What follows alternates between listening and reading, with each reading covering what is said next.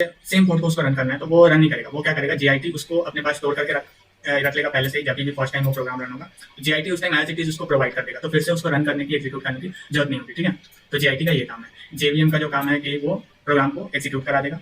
और जेडीके के अंदर hello everyone, my name is Tariq और हम लोग आज करने जा रहे हैं जावा प्रोग्रामिंग लैंग्वेज। ठीक है, ये प्लेलिस्ट ही बना दूंगा मैं जिसमें कि Java programming A to Z आपको मैं बताऊंगा। इसमें एडवांस लेवल भी इसमें बताया जाएगा। ठीक है, तो जावा जो प्रोग्रामिंग लैंग्वेज है उसको डिज़ाइन किया गया है ताकि आप उस मतलब उसको डिज़ाइन किया गया है as an object oriented programming. ठीक है, उसमें आप क्लास बेस्ड प्रोग्रामिंग कर सकते हैं। और जावा की अगर हिस्ट्री की बात करूँ मैं तो इसको डेवलप किया था सन माइक्रो सिस्टम ने इन द ईयर 1995।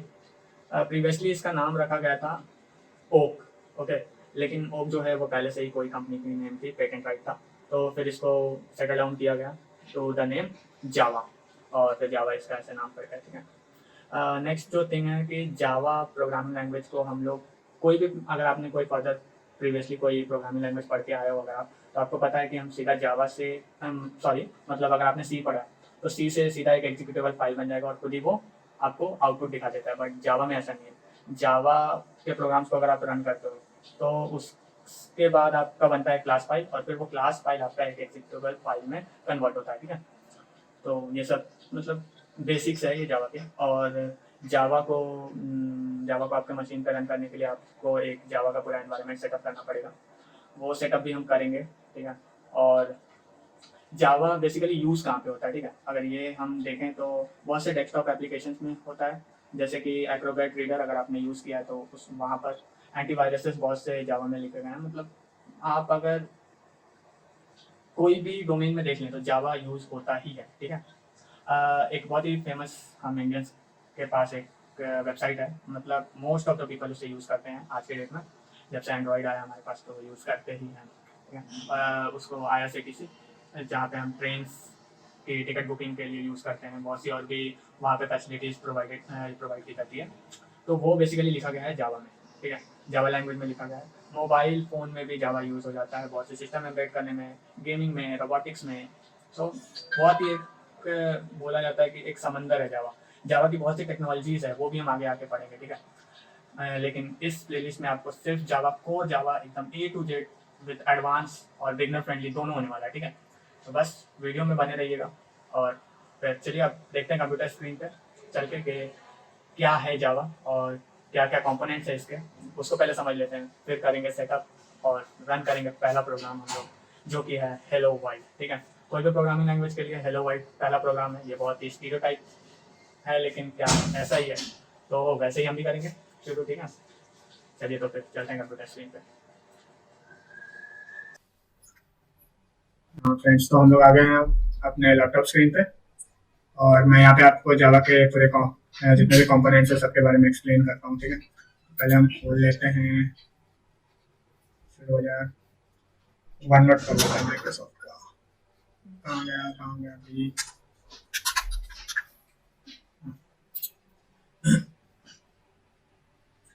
तो यहाँ पे हम जो देखने जा रहे हैं, देखेंगे कि जावा के जो कोड होते हैं वो एग्जीक्यूट कैसे करता है। ठीक है, ये हटाओ, एक नया कर लेते हैं।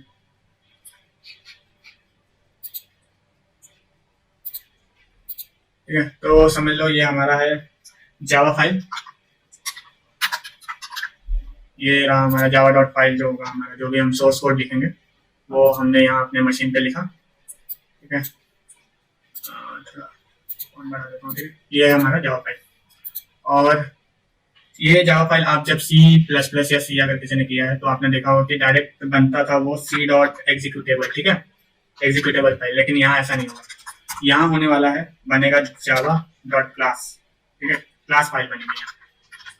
ठीक है, Java dot class,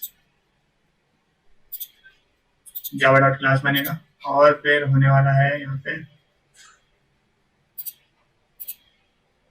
2 minute, Java dot class के बाद हमारा जो एग्जीक्यूटेबल आउटपुट जो होगा, आउटपुट हमारा यहाँ पे आपको कंसोल पे दिखाई देगा। ठीक है, तो ये होगा हमारा आउटपुट। बेसिकली जो होने वाला है यहाँ पे, एक्सप्लेन करता हूँ मैं 2 मिनट। जावा डॉट फाइल आप मतलब डॉट जावा फाइल लिखोगे, वो हमारा एग्जीक्यूट होगा, ये हमारा कंपाइलर करेगा, ठीक है। कंपाइलर ये काम हमारा कर देगा। उसके बाद वो बनाएगा जावा डॉट क्लास फाइल, ठीक है, जो भी आपकी फाइल के नाम होगी। और उसके बाद यहाँ हमारा इंटरप्रेटर एक काम करेगा, यहाँ हमारा इंटरप्रेटर हमारा जो है वो हमारा एग्जीक्यूटेबल फाइल बनाएगा, ठीक है।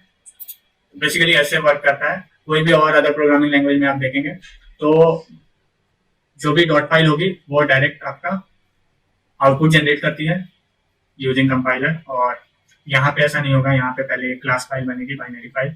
वो इसलिए हम जावा को जो है, मेनली हम जावा को बोलते हैं प्लेटफॉर्म इंडिपेंडेंट, ठीक है, प्लेटफॉर्म इंडिपेंडेंट।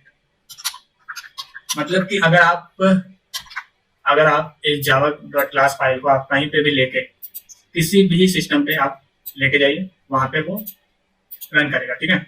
लेकिन बाकी प्रोग्रामिंग लैंग्वेज में ऐसा नहीं होगा, आपको पहले उसको कंपाइल करना पड़ेगा। इसे कंपाइल करने की जरूरत नहीं है। तो ये बेसिक फंडा है जावा का, जो कि जावा को सबसे अलग बनाती है और जावा इतना वाइडली यूज किया जाता है।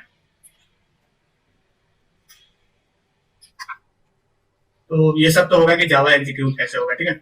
नेक्स्ट थिंग हमको देखना है ये एग्जीक्यूट होगा कहाँ होगा, ठीक है। ये इसको करने के लिए हमको इंस्टॉल करना पड़ेगा अपने सिस्टम पे जेडीके, जो कि जावा डेवलपमेंट किट है। बेसिकली उसमें हमको क्या क्या मिलेगा मैं आपको एक डायग्राम से समझाता हूँ, थोड़ा सा वेट।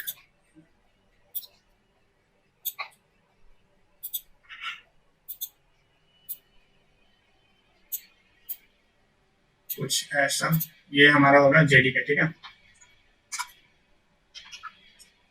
जेडीके जेडीके जो है वो कंटेंट करेगा हमारा जेआरई। जेडीके का full form Java development kit है, ठीक है।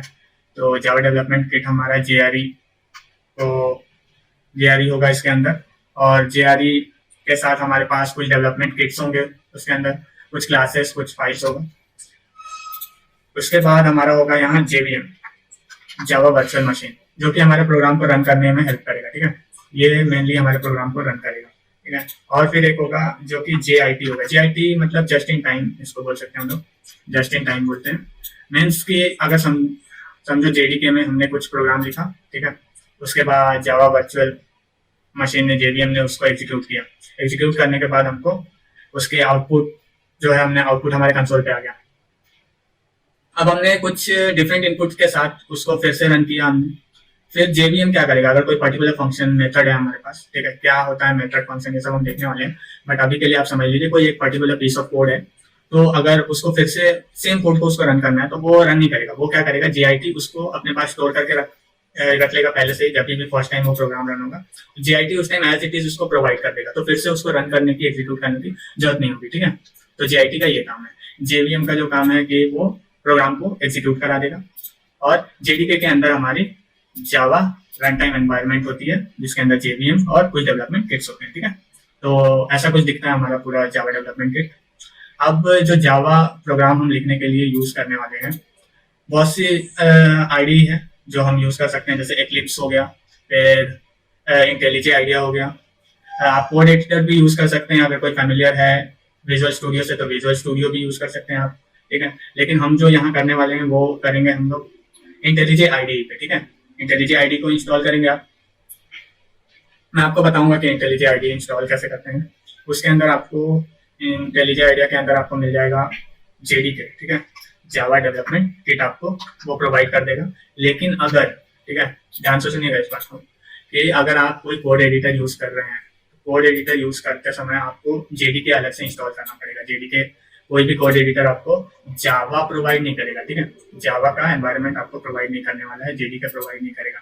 इवन कि आप कोई और प्रोग्रामिंग लैंग्वेज करते हैं, जैसे सी करते हैं, अगर किसी कोड एडिटर में आप कोड कर रहे हैं तो उसका पर्टिकुलर कंपाइलर आपको इंस्टॉल करना पड़ेगा। जैसे सी के लिए सी और C++ के लिए MinGW ये किया था, आई मीन करते हैं। और पाइथन के लिए पाइथन का है पिप और पाइथन, तो वो इंस्टॉल करते हैं हम लोग। वैसे ही जावा के लिए जेडीके, ठीक है। लेकिन अगर जावा का ही आप कोई टिपिकल आईडी उठा लेंगे तो वो आपको जेडीके प्रोवाइड कर देगा। बस आपको करना ये होगा कि आपको पाथ सेट करना पड़ेगा, ठीक है। क्या है ये सब हम लोग अभी आपको मैं करके दिखाता हूँ, उसके बाद आपको समझ में आ जाएगा, ठीक है। तो हम इंटेलिजे आईडिया हम लोग इंस्टॉल कर लेते हैं। मेरे पास पहले से पड़ा हुआ है, इंस्टॉल्ड है, लेकिन मैं आपको बता देता हूँ कि कैसे। क्रोम ओपन कर लेंगे हम लोग, या जो भी ब्राउजर आप यूज़ करते हैं वो ओपन कर लेंगे। सिंपल लिखेंगे इंटेलिजे आईडी, या ठीक है। पहला जो वेबसाइट आएगा JetBrains का है, ठीक है, jetbrains.com वेबसाइट है, ओपन कर लेंगे। ये है इंटेलिजे आइडिया, ठीक है। नीचे जाएंगे स्क्रॉल करके हम लोग, यहाँ आपको, हाँ ये रहा इंटेलिजे आइडिया अल्टीमेट और कम्युनिटी एडिशन। हम कम्युनिटी एडिशन इंस्टॉल करेंगे, ठीक है, फ्री है, और जितने भी काम करने हैं हमको इसमें हो जाएगा, ये सफिशिएंट है, ठीक है। तो आप डाउनलोड पे क्लिक करके डाउनलोड कर लेंगे, इंस्टॉल कर लेंगे, ठीक है। इंस्टॉल करने के बाद आपको करना है पाथ हमको सेट करना है, ठीक है। पाथ सेट करने के लिए आप जैसे इंस्टॉल हो जाएगा आपका इंटेलिजे आइडिया, यहाँ आपको दिखने लगेगा, आप अपना माई पीसी खोल लेंगे, ठीक है। वहाँ आने के बाद आपको जाना है सी ड्राइव में, प्रोग्राम फाइल्स, जावा, ठीक है। जावा करके आपको एक फोल्डर नजर आएगा, में जाके जेडीके, ठीक है, जेडीके का बिन पाथ हमको उठा लेना है, ठीक है। ये पाथ आपको कॉपी कर लेनी है, ओके। उसके बाद आपको अपना एडवांस सेटिंग ओपन कर लेना सिस्टम में, कंट्रोल पैनल से भी ओपन हो जाएगा, डायरेक्ट आप सर्च करके यहाँ से ओपन कर सकते हैं एडवांस सिस्टम सेटिंग।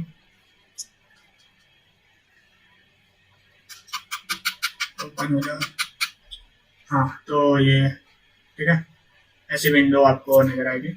उसके बाद एनवायरनमेंट वेरिएबल्स, ठीक है, क्लिक करेंगे।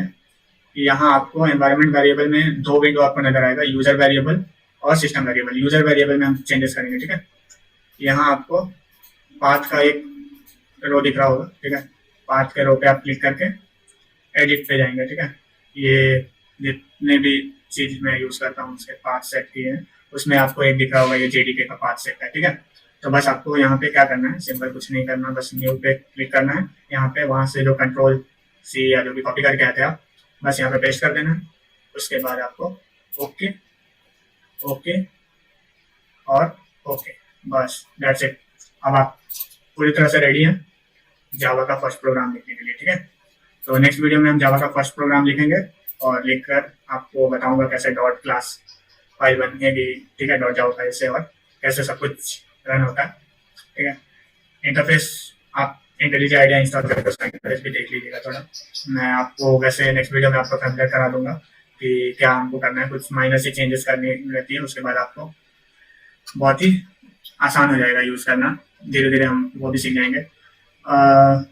जो नेक्स्ट पॉइंट मैं बताने वाला हूँ कि हमको जरूरत क्या है इंटेलिजे आइडिया या फिर कोई भी सॉफ्टवेयर यूज करने के लिए, यूज करने का, या फिर कोड एडिटर जो यूज करते हैं हम लोग, तो ये हम लोग की जिंदगी को थोड़ा सा इजी बना देती है, ठीक है। इससे हम लोग को ये होता है कि हर चीज हमको लिखने की जरूरत नहीं पड़ती है, बहुत सी चीजें खुद सजेस्ट कर देता है, और उससे होता है कि हमारा टाइम बचता है, ठीक है, और जो प्रोग्राम की एफिशिएंसी है वो बनी रहती है।